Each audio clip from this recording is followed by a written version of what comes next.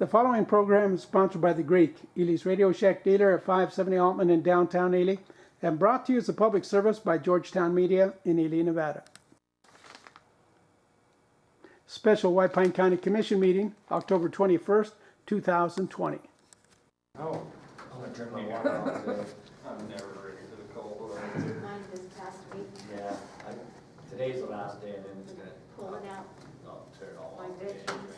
Yeah, it's like, I kicked mine off this morning. Did you? Heck with it. I'm gonna get one more watering day. I don't have to drain mine. I don't either. I have a valve downstairs automatic, I'll flip it. And it's on a grate. And I definitely want it. Yeah. Look at this, I'm the older female here and I have to crawl under my house. Oh, I don't even have valve boxes outside. I built Mine's the inside. whole manifold in the basement, so. Yeah, I don't have a Yeah. box, It's a whole- Whenever I just flip it. Tell Lori one more time how you guys don't have to do anything. What's that? One more. Tell Lori one more time that you guys don't have to do anything. I think it's cheering her up. Really? It's so easy. I Yeah, mine's don't good. have a basement and I have to crawl under the house. I control my sprinklers from an app on my phone.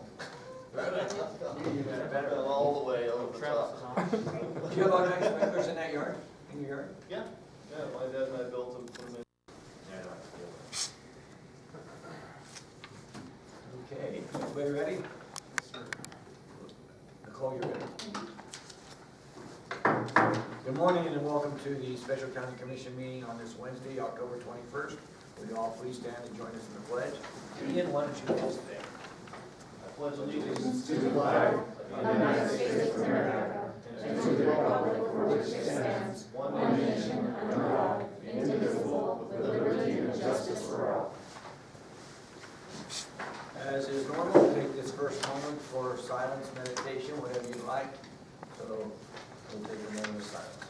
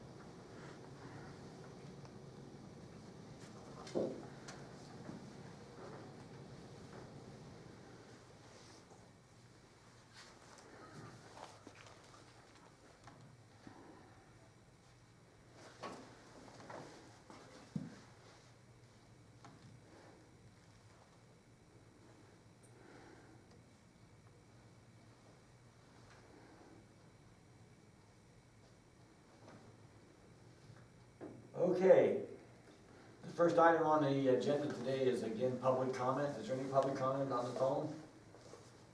Mike? No, sir. Anybody in the audience? George, please come forward.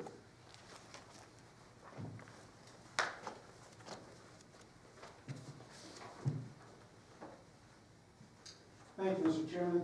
Mr. Chairman, on your agenda item 1B, you're consider terminating the road agreement with Western Oil. You need to terminate any and all road agreements with Western Oil, Western Gold, and Energix.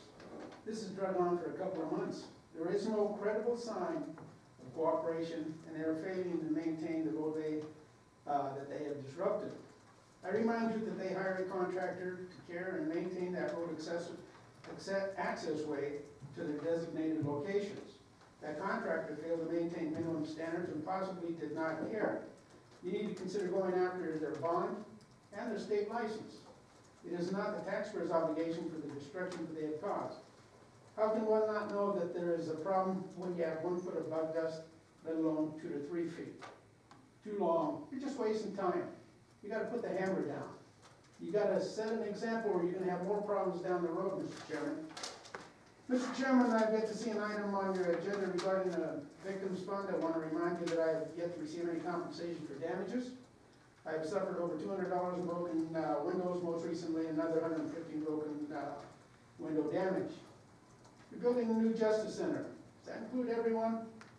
I want to remind you, I want equal protection under the law. I pay big money in taxes, I just want my fair share. When I pay for protection, I expect to get it. Mr. Chairman, I've told you in the past, and I'm telling you again, the new parking lot designed for the convention center does not meet minimum ADA requirements. The center walkway has not been put back in to keep pedestrians off the street, especially those in wheelchairs. The center walkway needs to be replaced. Again, who designed the fiasco? Who approved it? Who's inspecting it? This last week, the new lights that have been put in have been out for a week. Something's wrong, Mr. Chairman. We need to put people on that board that have some interest in the downtown area. The present board is not leaving a good impression at all. Councilman Kurt Carson, Commissioner Volas need to step up to the plate. They have a responsibility there. I reported the concern over several meetings, nothing yet. They don't have any skin in the game. I do. My business neighbors do. If the present true board doesn't have the time or interest, they need to be removed. Lastly, the Valley Gutter has not been extended. We have a new project, Mr. Chairman. Let's make it look right. You need proper drainage for proper care. Also, one of those lights was put on private property. That needs to be addressed. Mr. Chairman, how many discrepancies or deficiencies do I have to bring before you do something about your building inspector, who's selectively enforcing the law under color of law? I've told you numerous times that the biggest single detriment to growth in our city and county is the building inspector.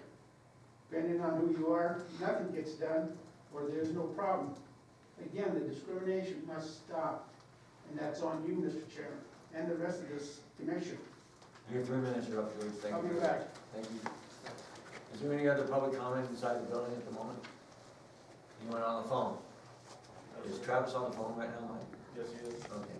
We're gonna open the meeting, and today we're gonna skip over the first item and go to item B, because Travis is on the road and he's here on Zoom.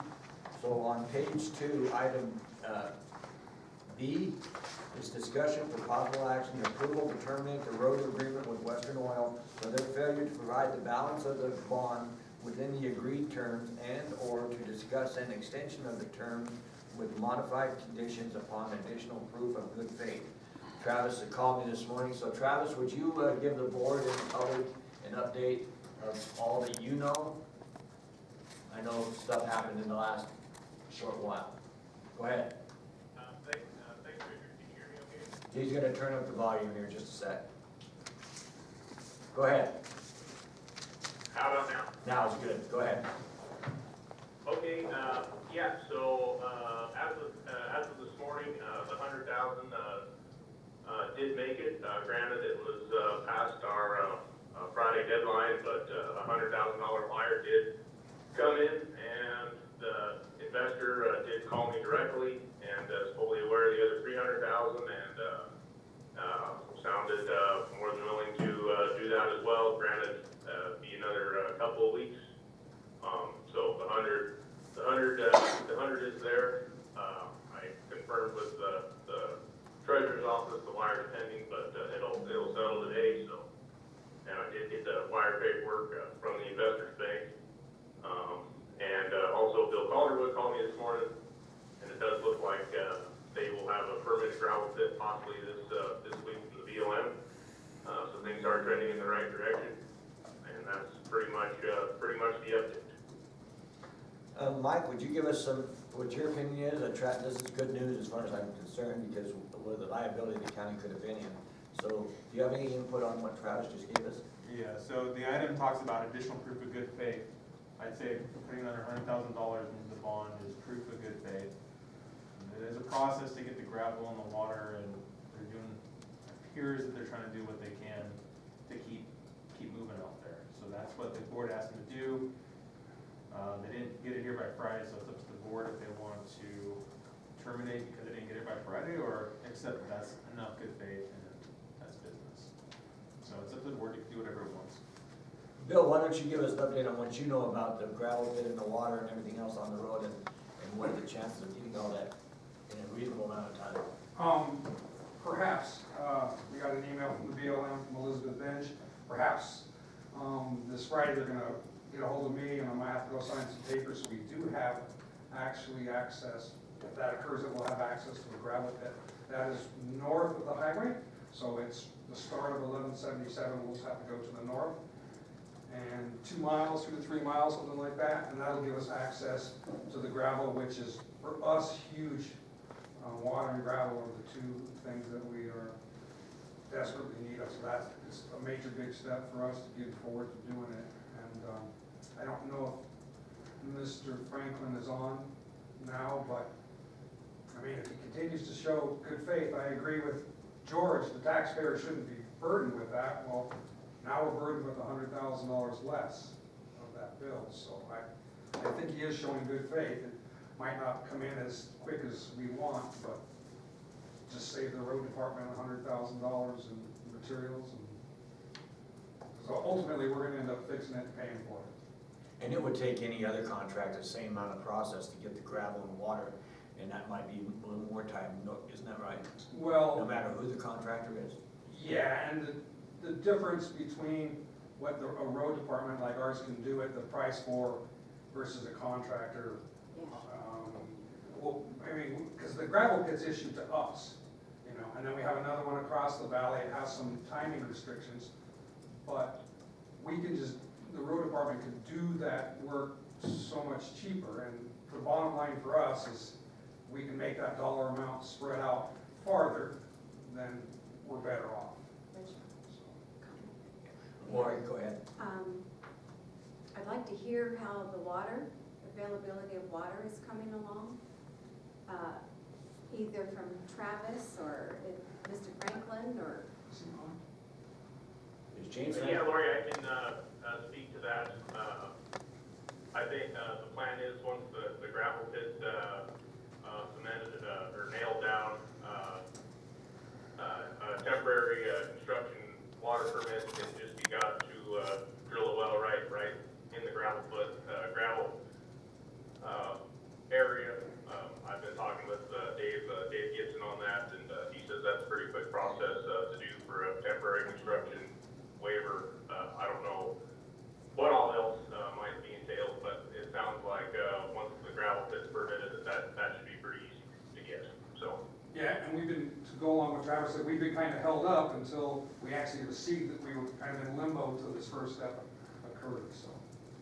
And that will be a county signing on to that, that'll be our Right. construction permit. So even if Western Oil is secured, we still have the ability to access it as a road department to fix those roads. And that usually that temporary is a year, I believe. And I think you can think so. extend it too. But, they're going to assist with both the application, even if they have to pay for some engineering assistance. And they're going to, I believe, Western Oil is intent on paying the contractor to drill that well as well. Which is all benefit to the county. This is the good faith we're talking about. Yeah. And we've been working, I've been talking with Mr. Franklin, and we're talking about things like, as you guys are aware, we got a new well, 2 new wells in Long Valley. We purchased that generator for those wells. And we told him, well, we'll work with you, we'll make sure we'll drop down a pump that works with our generator, and he's been agreeing, you know, it's whatever we can do. It's I know that you guys are out of patience, but it's a long, it takes a long time. I mean, sometimes for these gravel pits, Martin, how long have we been trying to get a gravel pit in K Valley? 2 years plus? 6 years. I mean, it can be an awful process, but this one actually, BLM did a good job. They stepped up quick, got us this permit, and I know it seems slow, but in government, I'm happy with the progress. Martin, go ahead. Can I speak to Yes, that please come forward. for a second? So in speaking of the gravel pits, the reason for the one gravel pit north of Highway 50, which is a little further to haul gravel and whatnot, the process was a lot easier there through the BLM because now you're out of sage-grouse habitat completely. Where along 1177 to the south of the highway is all general habitat. Plus, there's several leks that are really close, and then with the leks, you have buffer zones that you have to deal with. So they're still working on permitting test trenches in 2 locations south of the highway, but, just looking at the surface gravel, I'm not real confident that we're gonna find good gravel there, to begin with. But we won't know till we dig and test holes, but that's in the process of being permitted also, to be able to do, so. And then at the water well, the temporary construction, according to what BJ had told us, the temporary construction, for usage, the permitting process, I guess, can go pretty quick. But then at the same time, once that's done, then you can further,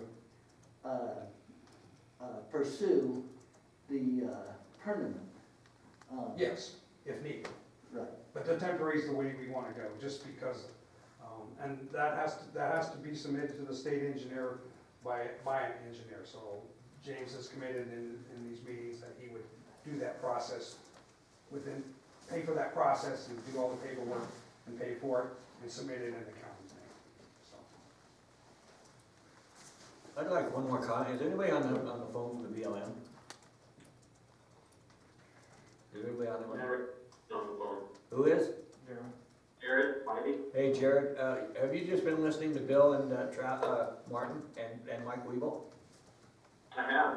And do you have a comment on where we're at with this procedure? What the BLM status So we is? Yeah, so the status is that we are on track to have that gravel pit on Highway 50 permitted by Friday. And so Bill is scheduled to come to the office and sign. We also should have the test pits permitted also for south of Highway 50 down in.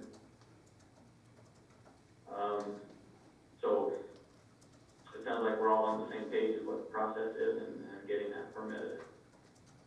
We appreciate it, Pam. Thank you. Thanks, Travis. Michael, you gonna make a comment? Yeah, I was just curious if Travis had heard anything from James Franklin and what their projections are for the balance, the other $300,000 pending, what their timelines are on that. Yeah, so, when the investor, called me this morning directly, he said there was still paperwork, they were working on, but he said it would be about 2 weeks, and he'd have us the rest of the 300, is what the investor told me directly. Well, I propose that we forget about this for a little bit, let Bill and them work on the gravel, the construction permit, and they come back and give us an update, maybe in first meeting in December, or the meeting in December, and see where we're at with the balance, the gravel, the water, and take it up again then. Do you think we could take? Yeah, that's what I was thinking, is just, extend it to our November 16th, meeting. We can do that the 16th, but we can also do it, and it gets an agenda in a way where we can extend it as well if we have to go into the December meeting. But we can do it by the 16th, fine. Is that right, Mike? Is that Yeah, okay? of course, it's the board's prerogative. Right. 16th, I mean, we have so many other things to deal with on the 16th, I just don't really want to, if they're moving forward, I'm going to just let them move forward for a little bit, Okay. and put it in December. That being said, I think the December time would be good, December the 14th, December 9th, I think, is our December meeting. Does any other commissioner have anything after what we've heard from the road department, from Mike, and from Travis, and from Jared? Anybody got anything before we either take an action or do whatever we're gonna do with this first item? Anyone? Okay, I am going to ask for a motion. Help me out if I'm doing this right, Mike.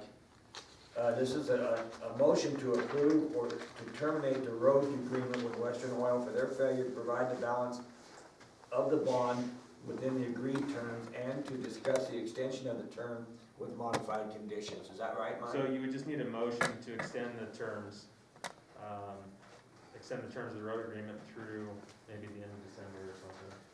Do I first need to look for a motion to terminate? Any board member can make either motion based on this item, so it's whatever the board wants to do. You've heard from Mike, we can either make a motion and maybe get a motion to terminate or make a motion to extend it, because that's what the agenda item says. Do I have a motion for either one? It's an and or, so we can, I don't know, Mike, I think we can bypass the termination. Yeah, you don't have to have a motion to terminate. Yeah. And it's just agendas in case things didn't go well Right. and you get a motion to terminate, be done. Now, what I'm saying is, you could entertain a motion now to extend it. The question is, how far do you want to extend it? If you extend it to December 31st, they may not end up paying that balance until December. We start shaking the sabers again in December. If you say, we'll put this on The December 9th, and if it's, we'll extend the agreement till December 9th, and then they can come in and show us where they're at with more good faith. That's, yeah. You know, that's a long ways out, though. I mean, we've been beating this up for a long time. I personally agree with Travis. I think we ought to have it on for the November 16th and make a decision whether or not we're going to keep moving towards the December line. That sounds like a motion to me. That is a motion. Motion by I'll Shane. second. I'll second Shane's motion. Okay, Give it to Travis. motion by Shane and a second by Travis To extend the road agreement till November 16th, is that the meeting? Yes. to extend the agreement to November the 16th meeting. Any questions? All those in favor? Aye. Opposed? Pass unanimous, thank you. Get a motion, table C. Okay, I'll look for a motion to table item C, which was gonna be some other action. I have a motion to table item C. I'll make a motion to table resolution 2020-48. Okay, motion by Lori, Second. second by Ian. Any further discussion? All those in favor? Aye. Opposed? None. Pass unanimous. Okay, now we're gonna go back up to item A, a notice of untimed items. Item A is the discussion for possible action, the approval to contract with Hinton Burdick for an account specialist to assist and support the reconciliation of an account from ADS to Tyler Software within the treasurer's office in an amount not to exceed $15,000 with funds coming from contingency to begin work as soon as possible based upon the findings and recommendation of the White Pine County Audit Committee. And Elizabeth, I'll turn this over to you. Okay, so the agenda item is here because we had a glitch in this year's audit.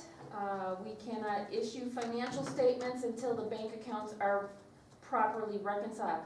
All of the bank accounts, with the exception of 2, have been properly reconciled through Tyler. The holdup occurred last August 2019 when we converted from ADS to Tyler on the financial side, and then a few months later from ADS to DevNet on the tax side, on the tax bill side. So that created some issues to get that bank account reconciled. And so the idea is to bring in some assistance. The recommendation of the audit committee is twofold. The first one is to bring in some assistance for the treasurer's office to complete that process so that we can issue our financial statements for June 30th of 2020. And the second half of their recommendation is that I, as the finance director, work with the audit committee to set up policy and procedure to be adopted by the county commission to make sure that these situations are addressed in a more timely manner. The request is for $15,000 from contingency. I do not believe, after speaking with Chad at Hint Burdick, that it will be anywhere near that much. I believe the amount will fall somewhere more between $5,000 and $7,500 range. This will have impact on a long-term basis as we will move from a low-risk auditee, because this will result in a material weakness for the county. So we will have a finding on the upcoming financial statements, but the important thing right now is to get help into the treasurer's office to get this situation remedied so we can issue the financial statements, work on policy and procedure to make sure that we don't come into this situation again. And like I said, this is based on some issues with transitioning from software to software to software that created the problem. We really need to get that professional assistance into the office to help get it remedied and move forward.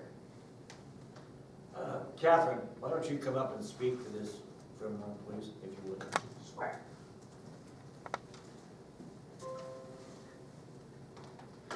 So in August. Over the last year, I've talked to Elizabeth several times and told her I'm doing the best I can, and I've told her I'm trying to get it done in time. Well, as you can see, it did not happen.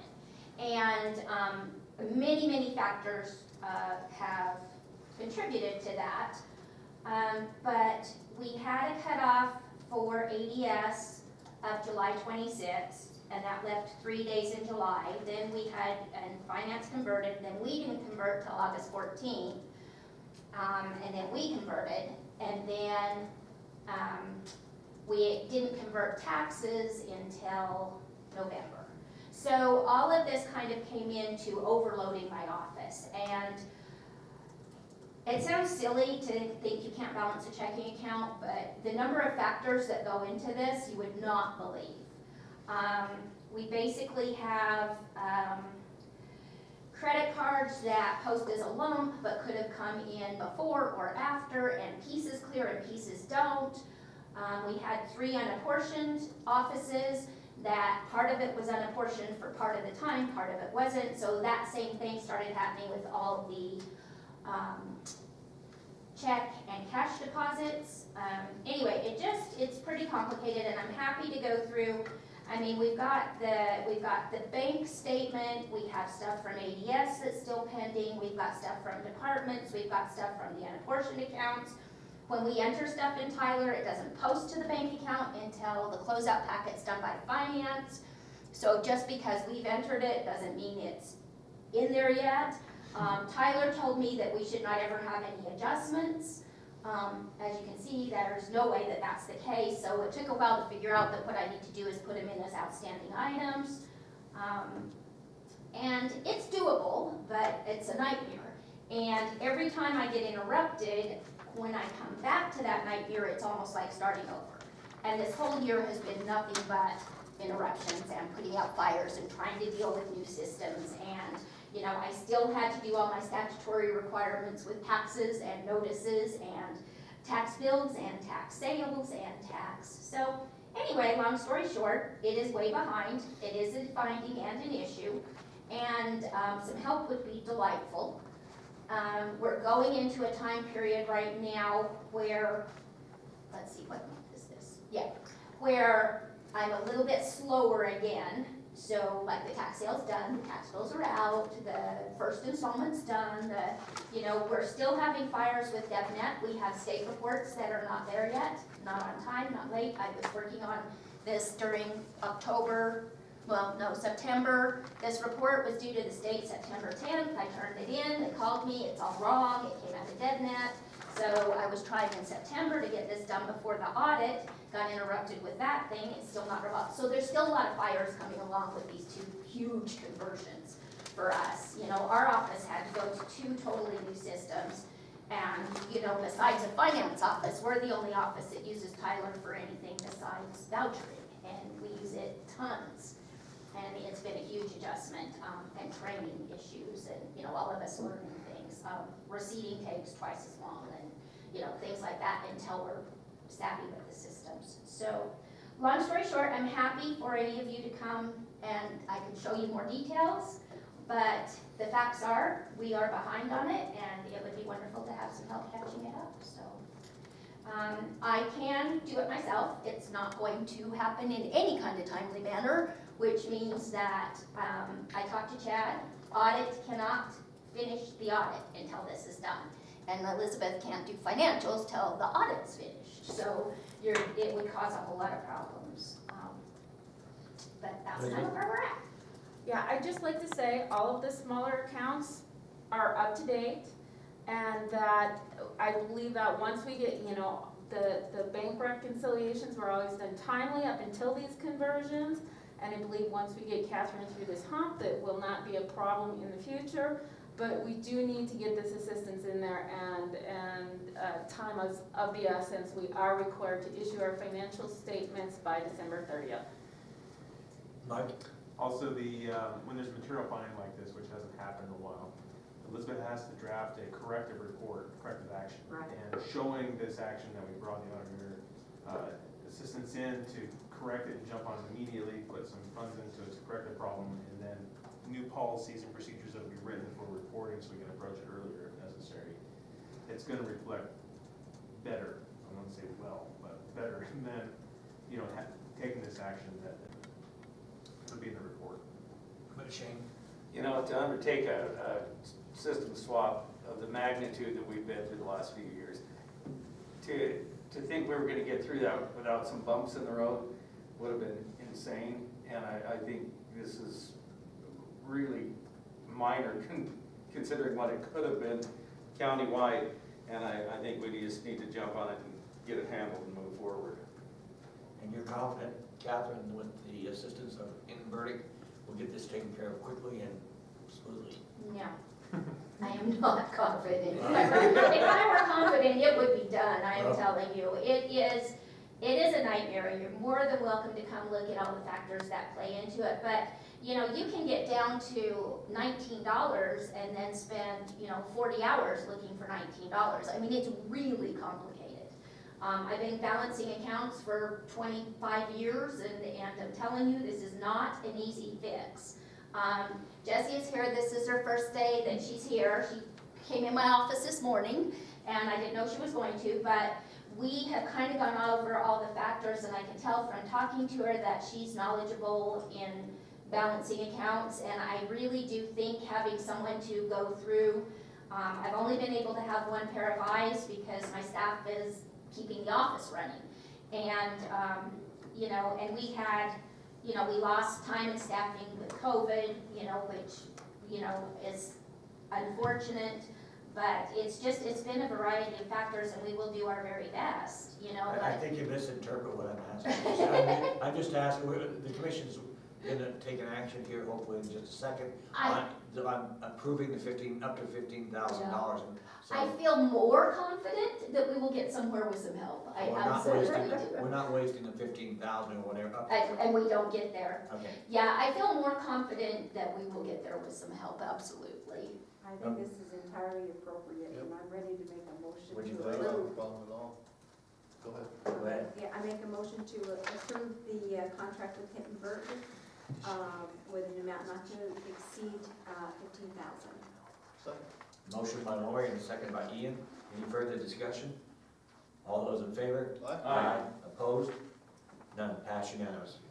Thank you very much. Okay, please let me know if you have any more questions. No, good luck. Thanks for the help, I appreciate You it. bet. Thank you. Okay, the last item that we're going to have on today's agenda is the public comment. Is there any public comment on the phone? No, sir. None. Any in the audience? George?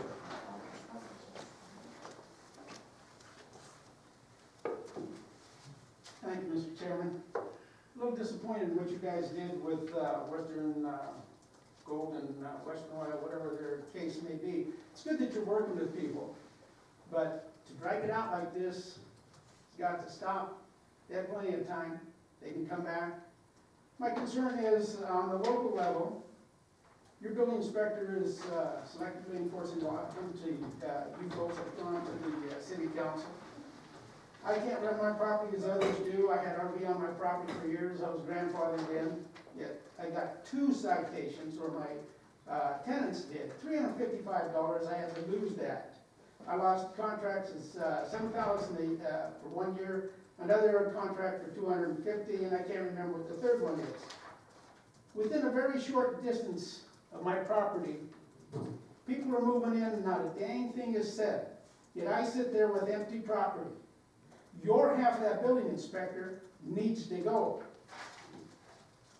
On May 2nd, 2019, I got a notice of order from the building department. I had to remove a tenant. That needs to stop. You go out of your way to help an out-of-towner on a venture that destroyed a public road. I haven't destroyed anything. You folks are helping destroy me financially. That's not going to keep going, I'm telling you right now. You need to do something. I've asked you, how many discrepancies? Other than that, you're part of the problem. And those lists that I'm accumulating will come up against all of you people. I didn't make the rules, people like you did. And I need you to stop. I want equal protection under the law. How many times I gotta tell you that?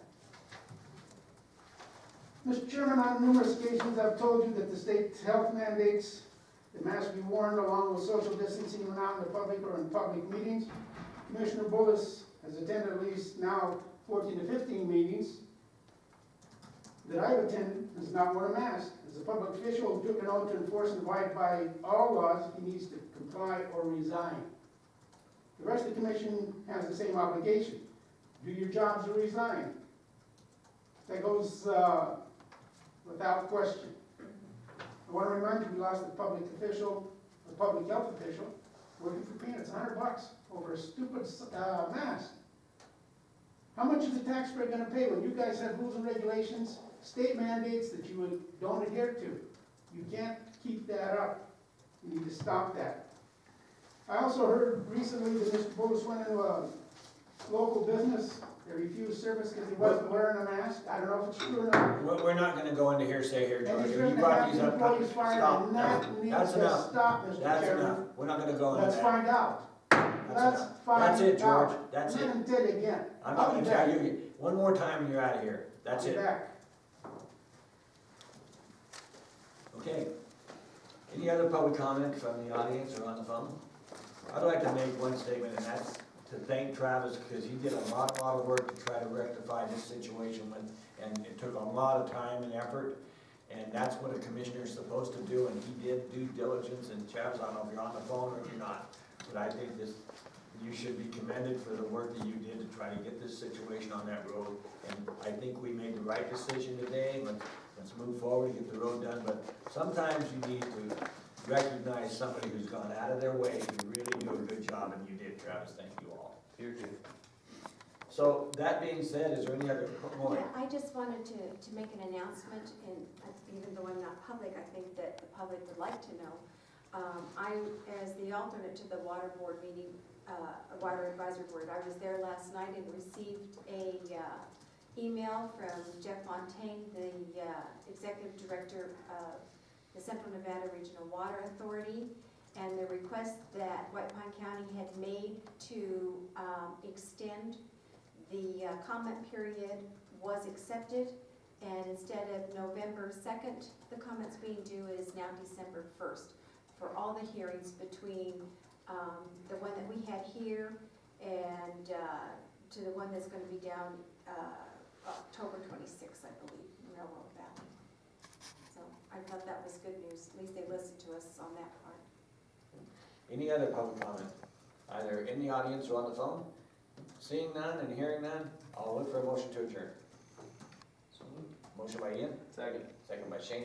All those in favor? Aye. Opposed? None. Thank you all very much. See you next Wednesday. Bye.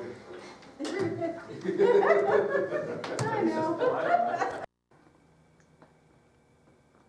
This has been a Georgetown production. George Chachis reporting.